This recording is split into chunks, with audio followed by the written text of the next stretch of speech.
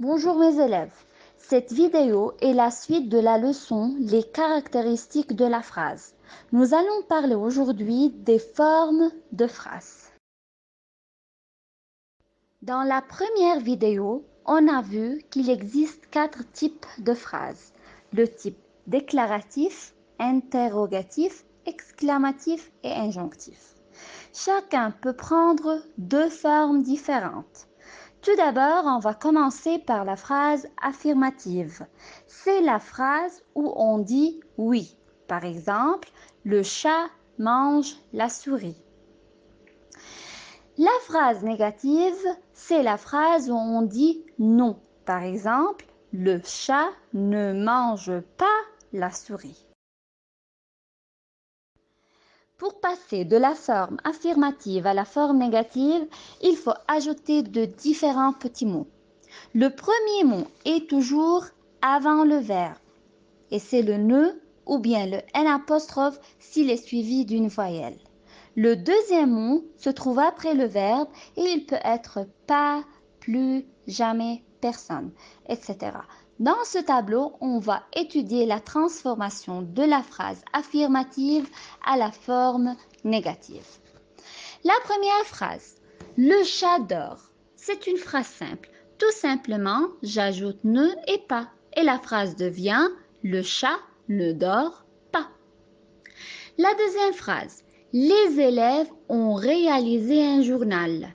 Faites attention, ici le verbe est conjugué au passé composé. Ça veut dire c'est la forme composée du verbe. Dans ce cas-là, le ne et pas encadre l'auxiliaire et la phrase devient les élèves n'ont pas réalisé un journal.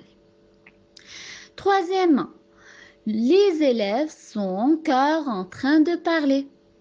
Dans cette phrase, on a encore et la phrase devient les élèves ne sont plus en train de parler. Quatrièmement, Rémi est toujours en retard. Pour transformer l'adverbe toujours à la forme négative, la phrase devient Rémi n'est jamais en retard. Après, Louis attend quelqu'un. Quelqu'un devient une personne. Donc la phrase devient Louis n'attend personne.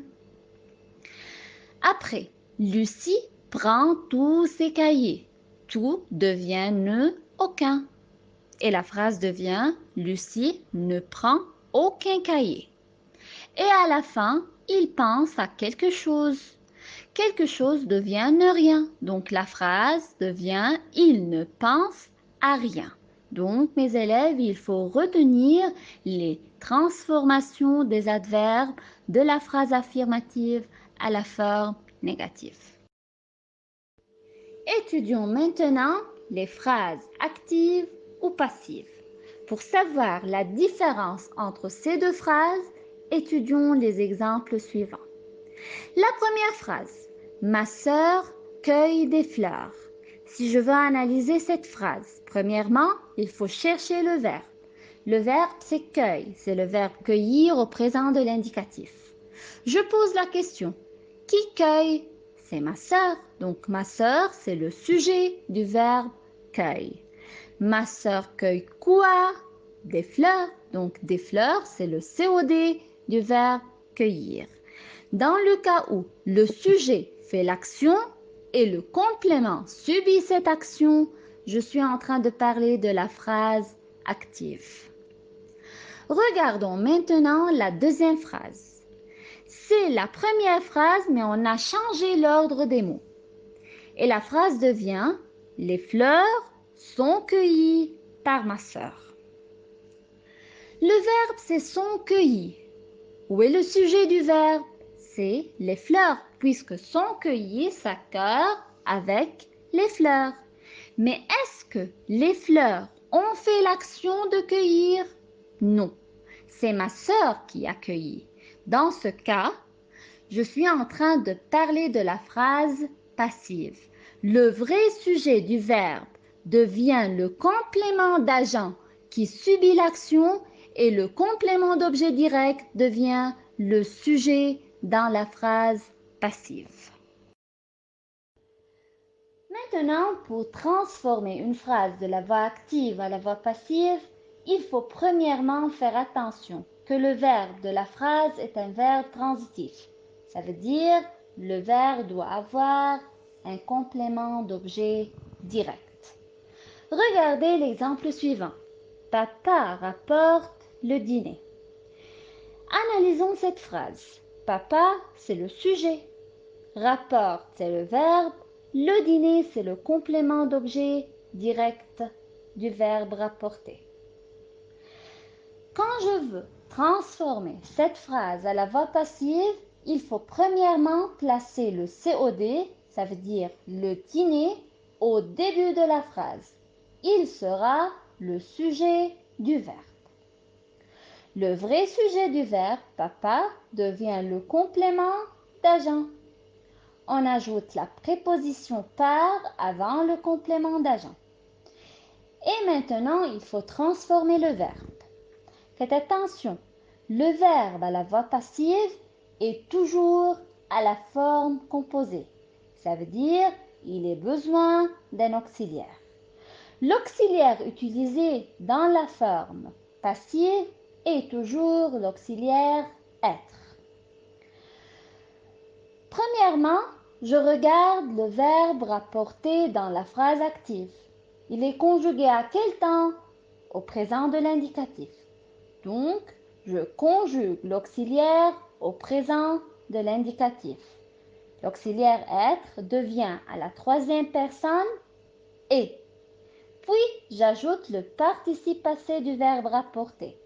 Donc, et rapporter, c'est un verbe conjugué au présent de l'indicatif, mais à la voix passive.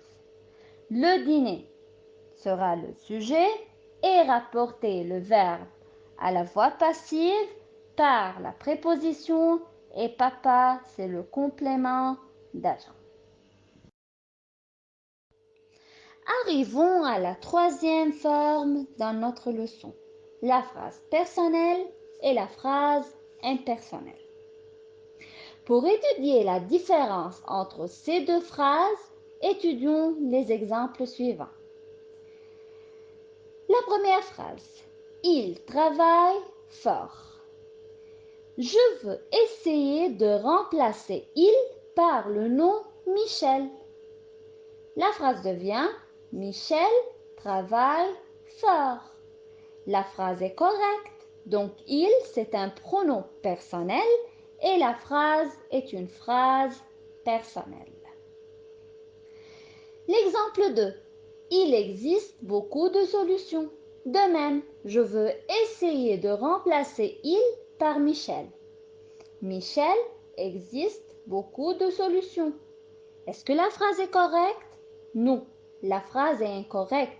Dans ce cas-là, je ne peux pas remplacer le il par un nom, car il ici, c'est un pronom impersonnel et la phrase est une phrase impersonnelle. Maintenant, on va étudier comment passer de la forme personnelle à la forme impersonnelle. Premièrement, il faut savoir que le sujet doit être le pronom impersonnel il. Ça veut dire le pronom qui ne peut pas être remplacé ni par un objet ni par une personne. Puis après, on peut changer la construction de la phrase pour transformer le verbe de la forme personnelle en un verbe à la forme impersonnelle. Mais parfois, on ne peut pas faire cette construction-là. Dans ce cas-là, il faut ajouter des verbes impersonnels. Par exemple, il faut que, il est prouvé que, il s'est produit, il s'agit de, il se peut que, il semble que, il est évident que, etc.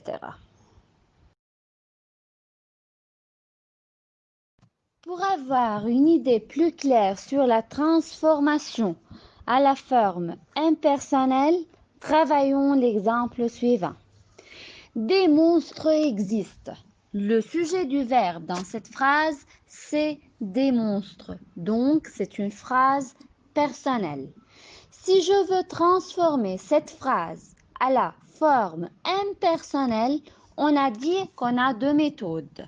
Premièrement, on peut changer la construction de la phrase pour que le verbe soit impersonnel ou bien on peut ajouter un verbe impersonnel.